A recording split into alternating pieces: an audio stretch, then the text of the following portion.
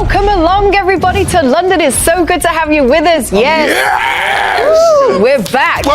We're back. Yes, I'm Kate Scott, joined at the desk tonight by the legend with the big Arsenal smile. Yes, his Gunners thrashed Spurs. I thought you said big Arsenal. Big Arsenal smile. Oh. Big Arsenal smile. Yeah, big win in the North London derby for the Gooners. So life is good for Thierry Henry. Yes, so far.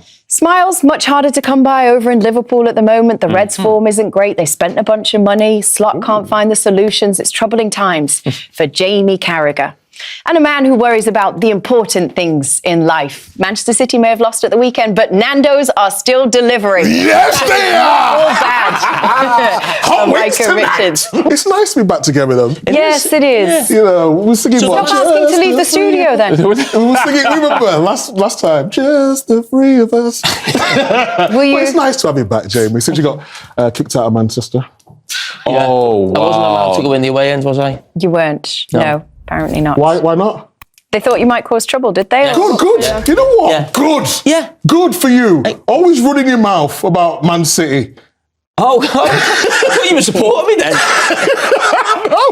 Are you going to stop requesting to take travel days and go off and do Well, I things? Are you going to requested stay in the to studio be now? not here tonight. Why? I wanted to be on the road. Because I feel like the league phase, it's all a bit, you know what I mean? You wanted to do Arsenal Bayern. Yes. I wanted to go Chelsea fair, as we well. also- The league Oh, that was phase, tomorrow what you does wanted that to be mean, out the of league's studio? phase is what? 6-7. So you're not bothered by You it? had to do it. Well, I missed that. What did you say? Hey, we know, Thierry, they don't know. Yeah, it's okay. Yeah. It's all right. Are you missing Jamie? No. I'm the one with the Scouse accent. You did. Hey, I have to say, your performance last time was brilliant. Behaved. You listened to what the UEFA people were saying. Some of your interviews were a little bit too long, but at the same time very good. So well done. Well, Peter, if somebody's telling me I talk too much, I'll take it on board coming from you. Oh, come on. He's playing as like, it's just got to be about the champions. What are you two laughing at? Am I stuttering here or something? I mean, You don't want to know why we're laughing. Trust me. Carry on with what you're doing. what's going on? I am listening, though. I'm finding it. Is it rude? By the way. No, it wasn't rude. Let's go. Okay, right, let's get back. Let's get back to go on. let the kids carry on over there. Yeah. Right. I think you should we tell talk about these? the viewers what he was laughing at, because that was disrespectful. You can't laugh on there you have to and then explain it. just Explain try it. slide over it. Come on. Go on, what was you laughing at? I stuttered a couple of words and I Leave me seen them alone. laughing. You know how Thierry's always in everybody's business. okay. If you doubt, blame Thierry. Instead of the problem, blame me. Take accountability. No, you Take know how when you responsibility. do on this show, when you make a mistake, who is the first person to stare you down? Thierry. Well, I made a mistake and Thierry stared me down. Oh, we didn't notice. No, you guys didn't notice. What What was was a it? mistake? No, It's let's move on. It's not, don't share that. Let's go. Tell the I'm people not. what Yeah, the mistake can't Thierry's share that. right. You I'm not can't share sharing that. it. She Forget normally it. says Some mine. things, Go to break. Some things. Go to break. Some things are better left She normally unsaid. says my bad after mistakes. What? You normally say my bad. I don't think this one was my bad. I thought it was more so Thierry's, but it's okay. How do I get always in the picture? Jamie, would you like to take us to break, like Miles did? In the style of Miles, why not? Go to break. It is sad to see Ajax bottom of the table. Huge European history as well. And the man now in charge is a guy called Fred Grimm. And things are indeed grim for him. Exactly. I set you up Jamie, really nicely there. Yes, you I'm doing did. dad jokes now. You started it. Anyways. And we're watching from the camera like this, so nobody is really there to find the real angle. So sometimes when he goes to 1 centimeter, come with me. Yeah, nobody's really there to see the angle. But you know what I mean, like. And obviously you must watch a show. I know you're on Instagram and all that, and you know the social media. Do you follow each other? Well, no, I follow him. DMs? I follow him. Oh, have you not followed them back? I've not seen it. I followed him. So you know the show and all that. So we want to know who's your favourite on the show. I don't know. City connections. I might have to stick with that. Say it loud and proud, baby. Going into certainly the loss against Newcastle, we've been saying, Manchester City are kind of back. Does that derail? Or do these two results back to back kind of derail that to some extent? No, I think with Man City, Oh, are you looking at Yeah, I saw that too. What? How no? I think was what his face meant. How no? Lost the game. It's not end of the world, is it? It's not knockout. Derailed is a strong word. No, but it must derail. If you're back and then you lose the next 2 games, it obviously derails it a bit. Well, tonight, if you let me speak, they made 10 changes. I didn't stop you speaking. They made 10 changes tonight. So obviously, it wasn't a game that Pep thought we must win today. So I wouldn't call it derailing. Why not, though? I don't know that I understand that this isn't a dead rubber. It's not a group stage match. No, but the players, that come into right? the team, you think they could get the job done tonight. They didn't get the job done. Remedies away next. Yeah, I've already mentioned that 3 times tonight, if you were listening. Anyway, Kylie, roll red, please. I wouldn't say it was Man City derailed at the moment. But what's your point here? The point I'm trying to make, Kate asked the question, not me. And I said no. And then you jumped in. You shook your head. If you lose 2 in a row, it's obviously derailed what you were trying to do. You thought you were going to get close to Arsenal, put pressure on Arsenal before the Tottenham game. Let's be honest about it. Yeah, it's just a delay. It's not a derail. You've not come off the track. You've just delayed. The train was late. The train was late. Okay. It's simple as that. You still think you're going to win the league or the Champions League? I think they will go all the way and compete, yeah. Okay. Compete. Maybe not win, but compete, yeah. Why is your attitude being like this today? What attitude? You think I've got attitude today? He snapped in Is the everything production okay meeting, at home? Are you okay? Oh my God. Do you need to speak to someone? I'm totally fine. Do you need to speak to HR? No, it doesn't work. No.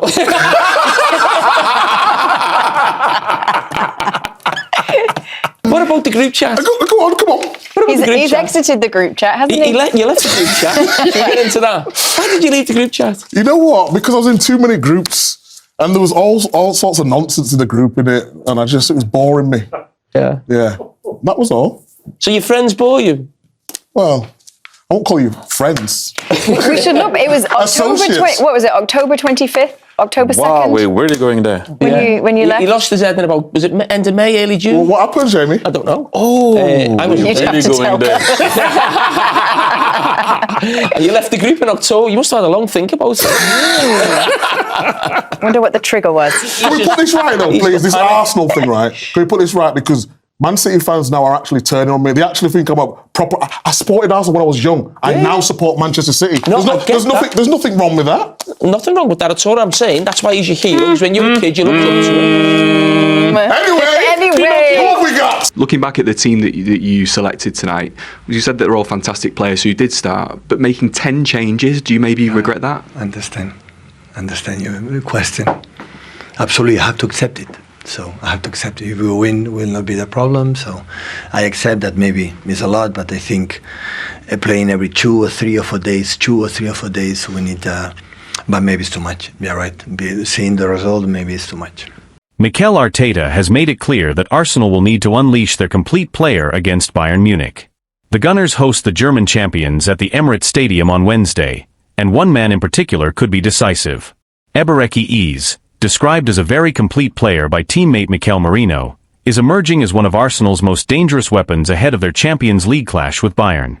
The 27-year-old announced himself in North London with a stunning hat-trick in his first derby since arriving in a £67.5 million move from Crystal Palace.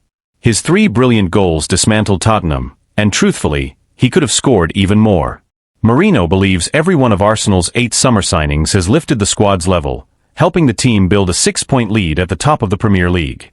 But Wednesday's matchup is different. Bayern Munich, the reigning Bundesliga champions, represent the toughest test yet for Arteta's side. Speaking after the win over Spurs, Merino praised Eze's qualities and hinted at the impact he could have in such a high-stakes European battle. "We've brought in a lot of players who can make a difference. But you can see that other teams have spent big as well," the Spain international said. "Individual brilliance can win matches, sure, but in the end, it's the team that matters. If you have great players who don't connect, that's a problem. The good thing about this group is that everyone thinks about the team first."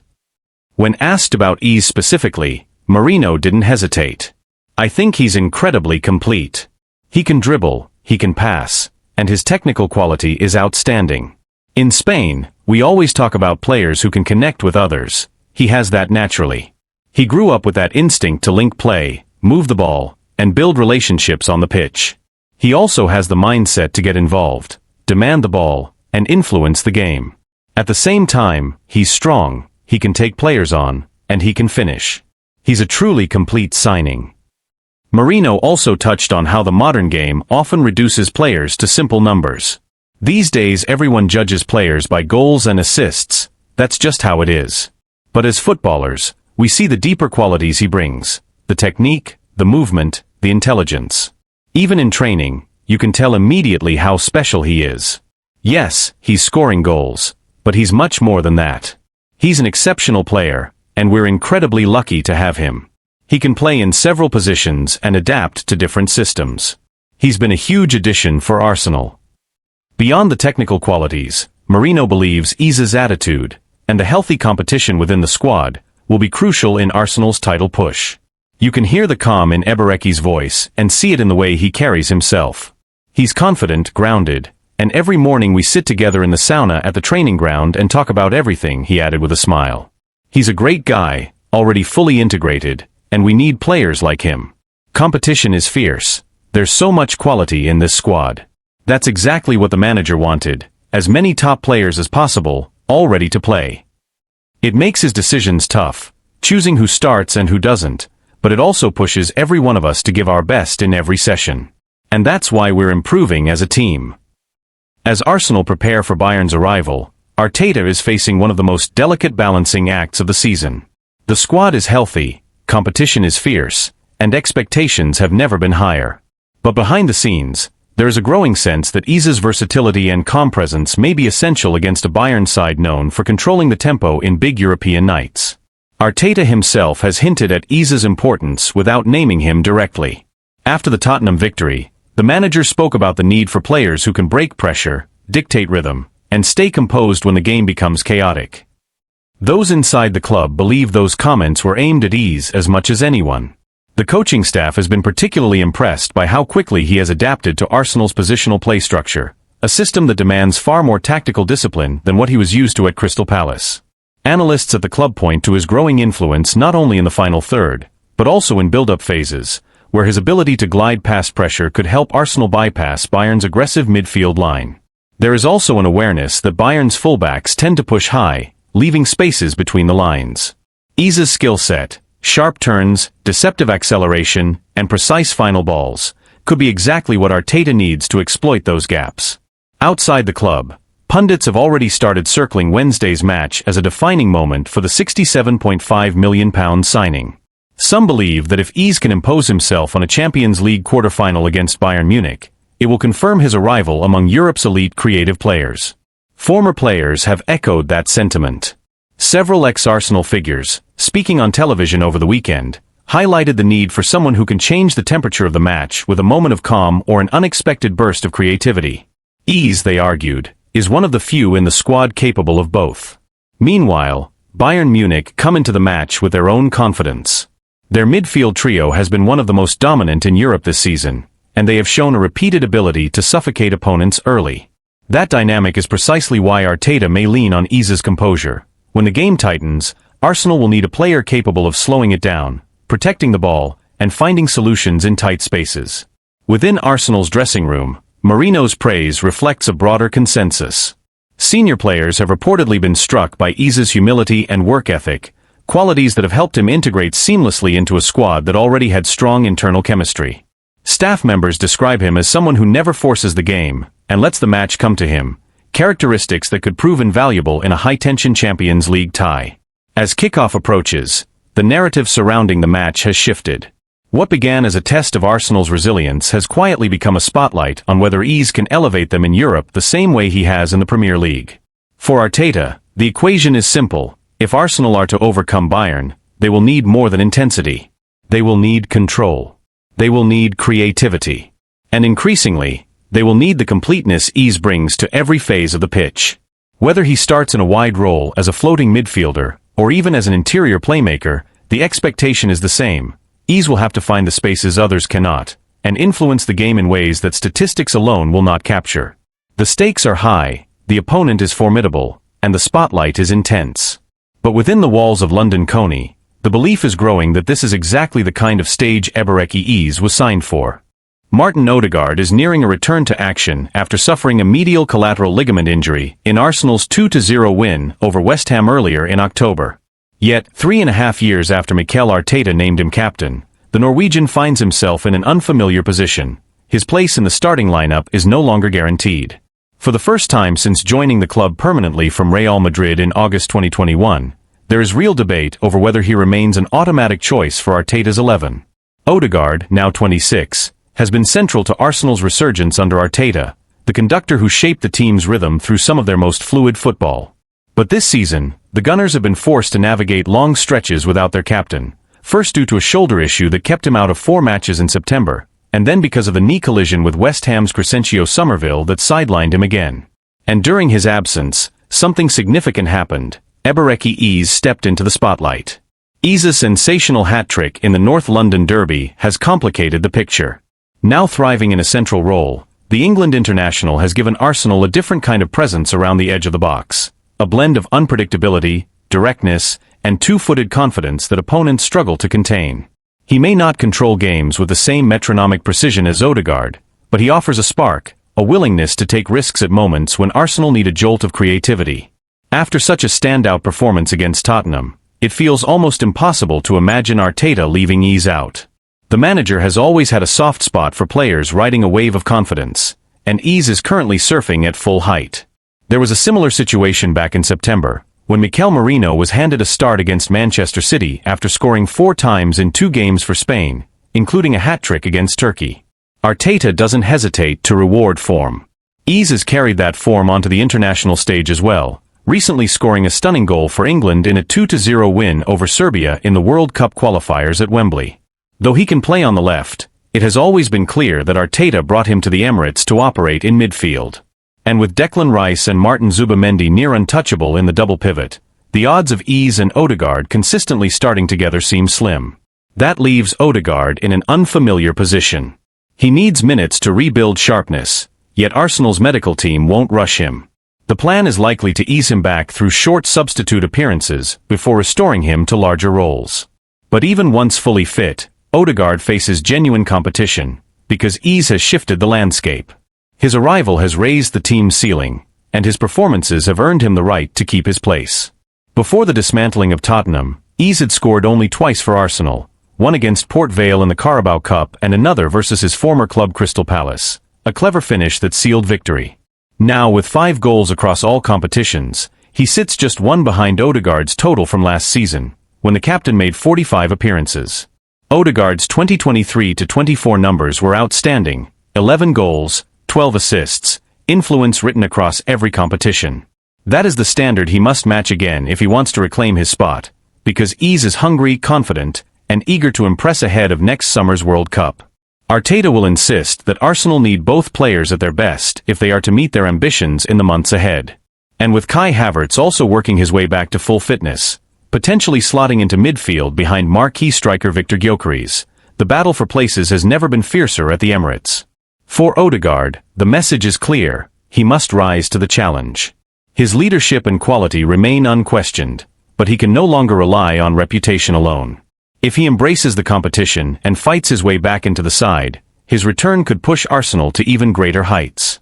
And if the team has already reached this level without several key figures, the potential for what comes next may be even greater. Inside the club, staff members are quietly acknowledging that Arsenal are entering a new phase, one where no player, not even the captain, is immune to tactical evolution. Arteta has spent the past 2 seasons building a squad capable of sustaining pressure across multiple competitions, and the emergence of Eze is a sign that the manager's long-term planning is beginning to bear fruit. Depth is no longer a luxury, it is a necessity. But with depth comes difficult decisions. Arteta has always valued balance in midfield, and the contrasting profiles of Odegaard and Eze force him to reconsider what type of midfield best suits the team's ambitions in Europe and the Premier League. The technical control and spatial awareness that Odegaard brings have defined Arsenal's identity under Arteta. Conversely, Eze's dynamism, physical presence, and unpredictable touches give Arsenal a new dimension, especially against teams that sit deep or defend aggressively in central areas. This internal shift has also caught the attention of analysts and former players. Several pundits have begun to question whether the captaincy should guarantee a place in the lineup, especially at a club with ambitions of challenging for the Champions League.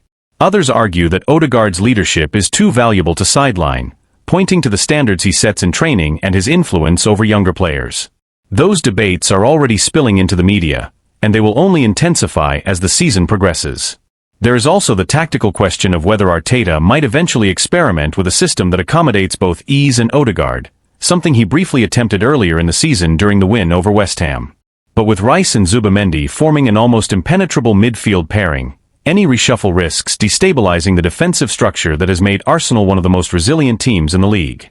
The manager has hinted that he is open to adjustments, but only if they enhance the team's overall cohesion. For Odegaard himself, the challenge is as much psychological as it is physical.